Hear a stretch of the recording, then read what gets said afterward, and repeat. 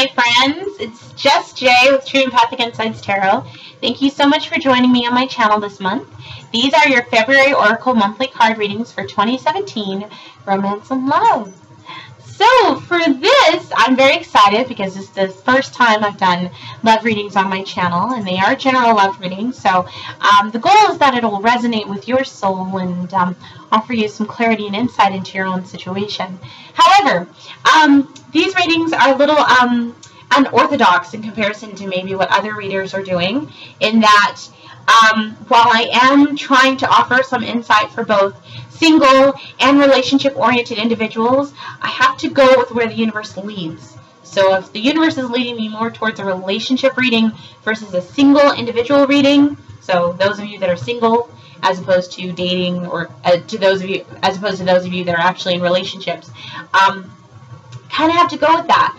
Also, since I started recording, because I finished my first 3, and it's just been quite the journey thus far, because, you know, for those of you that are subscribers, I pull the cards, and then it's fresh when I press record for both you and me. So we're both basically on the journey together as far as the message that's coming through.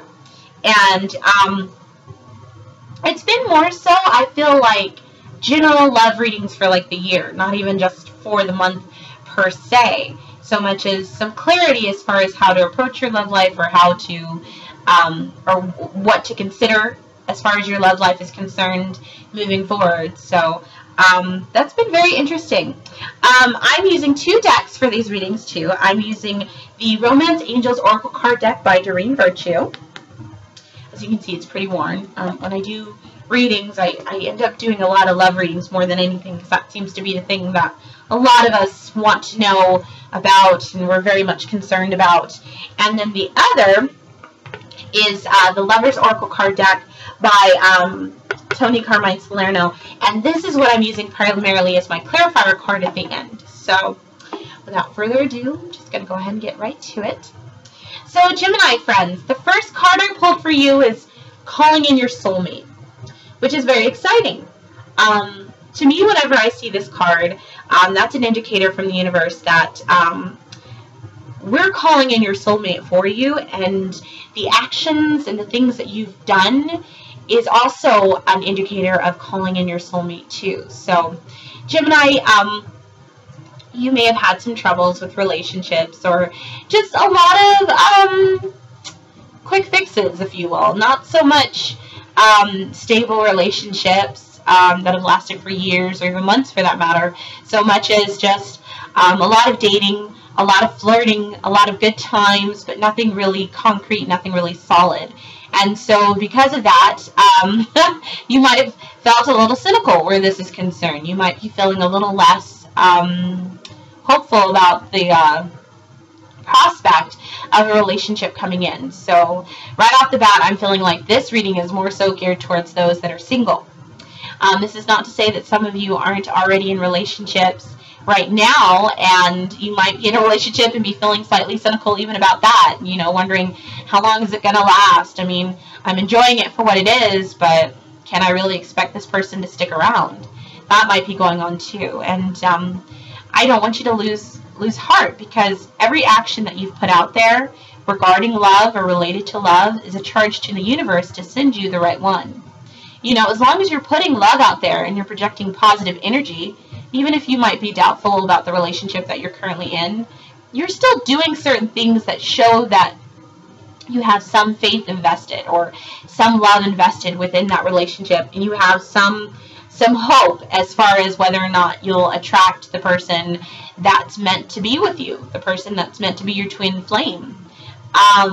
So the more you project love, the more that you project positive energy, the more so it comes back to you. And I feel like all of your efforts are indicative of this card that states that you are calling in your soulmate, which is great.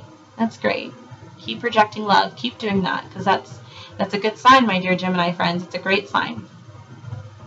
But the card itself says, your prayers, affirmations, and visualizations help bring you together.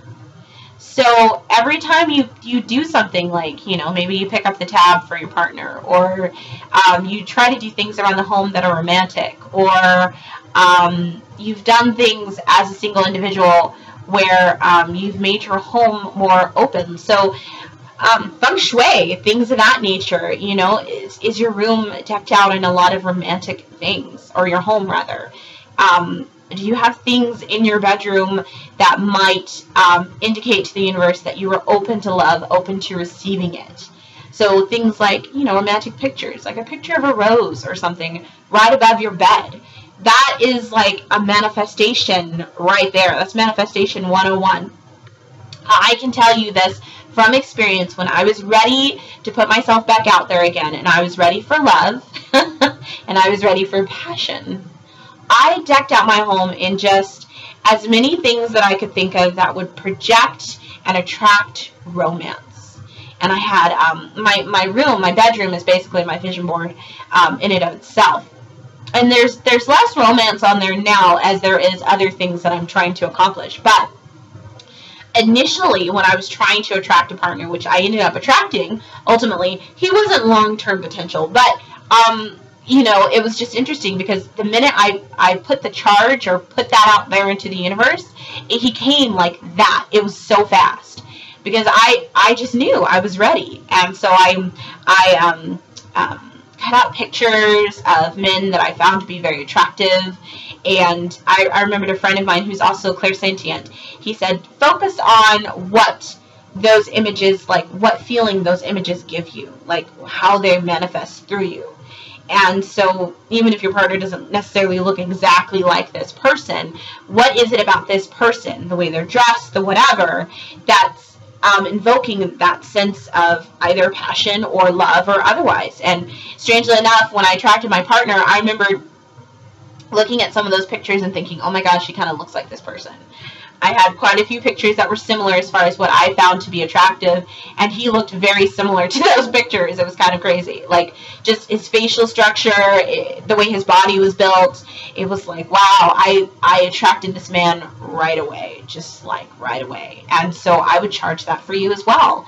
And I was doing things, you know, to kind of boost my own confidence and just letting the universe know I was ready. I was open to myself, if you will. I was more loving and engaging of myself, as opposed to just focusing on everyone else and forgetting me. It was like, no, I was going to the gym. I was taking care of my body. I was loving myself.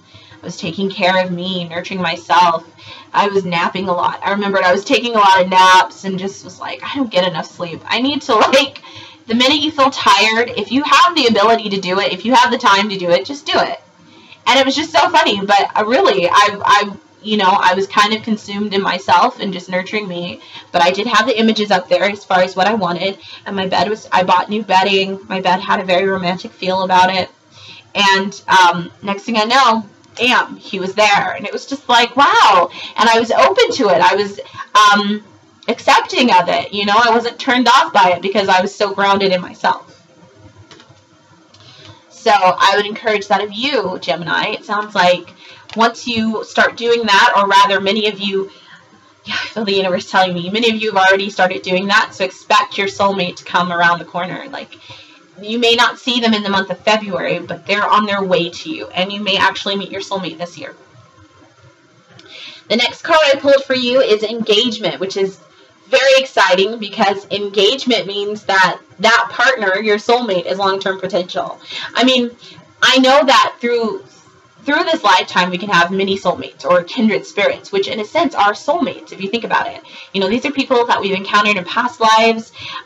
We just have an automatic connection with them, not really knowing why. I mean, if you think about it, you've got friends, but there's a reason why you and your friends were drawn to each other. And more than likely, it's because you knew each other in a past life. Sometimes it is just we have a lot in common and we just vibed. But sometimes, you know, if you really think about it, some of our relationships, they just kind of happen on a whim. It's like out of the blue, this person enters your life and you're just like the best of friends. And then you remain friends for a very long time. And you might even be polar opposites. Like there's no rhyme or reason why you guys get along so well, but you just get along really well. Well, those are kindred spirits. Those are soulmates. Now, I know this card says soulmate, but when I see it, I really am thinking of your twin flame, the person that is meant to be with you long term, the person that you're meant to spend the rest of your life with. or at least a big portion of your life with. Because we don't really know when we're going to go or when we're going to leave this plane. But for as long as we can, we want to enjoy our twin flame for as long as the universe will allow it. So engagement to me says that when the twin flame enters, the next thing is marriage. The next thing is commitment. So your love life is ascending to a higher level of commitment. So you're not only calling in your twin flame, but then once your twin flame arrives, it's going to ascend to this amazing, transformative level of commitment. One that you weren't necessarily expecting, but it's going to be exactly what you needed, not just what you want. And it's very important that you keep that in mind, Gemini, because I feel like a lot of you have kind of an idea of what it is that you want. And, you know, you kind of want to when you're building your vision board and when you're manifesting, you know, love into the universe. But also keeping in mind that the universe is going to send you the right person that you need. You know, there's going to be things about this person that's going to satisfy some areas that you didn't realize that you actually needed help with, that you actually needed support towards. And that's going to make the level of the relationship or the bond even deeper, because it's like, wow, you anticipated that before I even expected it. And that's going to feel more solid to you. That's going to feel grounded. And you're going to need someone that grounds you, because with you being an air sign, you have a tendency to float above the clouds. Which is why I feel like even if you are just slightly cynical, you're not fully cynical, because you know, you have a tendency to take things in stride, and I think that's such a good quality to have, Gemini. And I just encourage you to keep holding on to the faith. Don't get too bogged down with the details of how the universe is going to provide this person, when the universe is going to provide this person. Just know that the universe is providing them, and when they come in, this is going to happen relatively fast, because, I mean, everything about this person you're just going to know. I mean, you're just going to know it. If you haven't met them already, you're going to know it. Now, the final card, this is somewhat of a contradictory card, and it's come up for me in readings in the past, and it's a little frustrating for me as a reader, because then I have to try to interpret what this means and try to make sense of it. So, your first two cards popped out at once, and then I continued to shuffle, and then this one, shuffle, and then this one came out.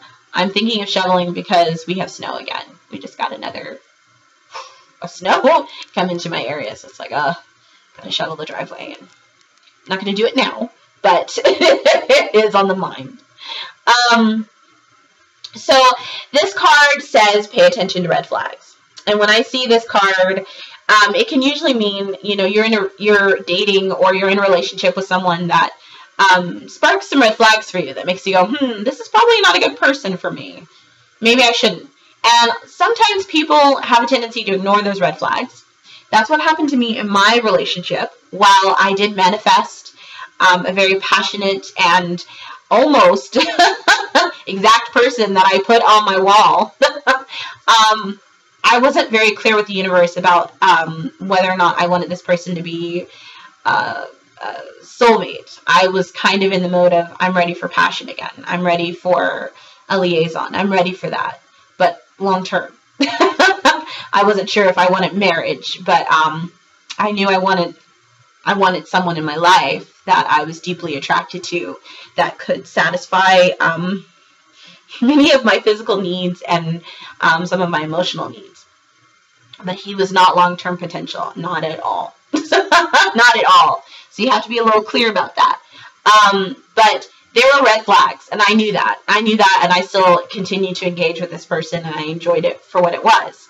And I think a lot of us do, especially when there's sex involved. It's like, gosh, when it's amazing and the chemistry is out of this world, it's a little bit difficult to walk away, even though you know this person deep down inside is probably a little crazy and not really a good fit for you. You probably should just walk away.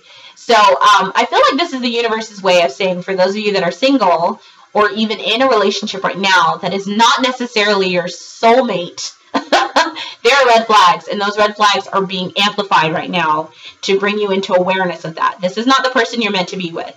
So you're sticking with this person because of what? Because of short-term pleasure? That's not a reason. That's not a reason alone to marry someone. Although that is a big portion of marriage. Intimacy is a major part of marriage. There needs to be more concrete evidence that lets you know that you can really be with this person long term.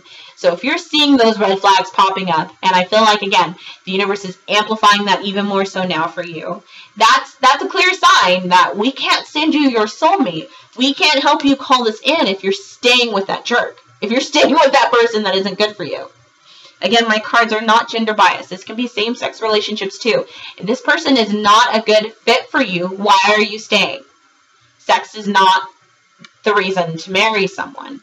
And there are a lot of people in this world who will get married primarily because of sex.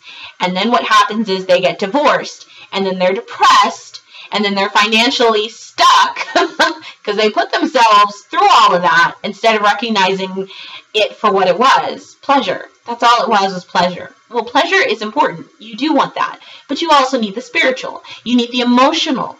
You need the mental. You need to have all of those things synced up in order for it to be a long-term relationship. This person needs to be able to anticipate certain things about you that you needed before you even recognized it. This person needs to be a balance, a yin to your yang. They don't necessarily need to complete you. You should be solid and whole in who you are as is. You need to be clear about who you are as a person and what it is that you want out of life. Because if you're not, then you're going to be looking for partners, other red flags, to fill that. No, you need to let the universe provide it, and the universe will. The more you put love out there, the more positive energy that you project, yes, the universe will provide it. Because you're basically saying, I have faith that you will provide it. But if you start trying to control it, you start trying to make it happen, you start trying to force it, you're basically telling the universe that you don't believe. You don't believe. And therefore, this is going to get out of control and can spiral into something very painful for you that you didn't need to begin with. See, when I put myself out there as far as what I was trying to project, I knew that deep down what I really wanted at the time was passion. I was just so ready to have passion with someone again. It had been a while since I'd allowed myself to be vulnerable with someone like that. And I just said, you know, I'm ready for it again. I'm ready for this. I wasn't sure if I was ready for marriage, although always in the back of my mind I think about it. I'm like any woman. There's always that, always that possibility. But in reality, I knew that at the time it wasn't something that I necessarily wanted or needed. I just needed to have the other. And the other hadn't been satisfied in a very long time. So I said, okay, this is what I want. And the universe said, all right, here you go. So just keep that in mind. If that's what's happening for you too right now, Gemini, it's not gonna serve you. It's only gonna, well, it might serve you, but only short term.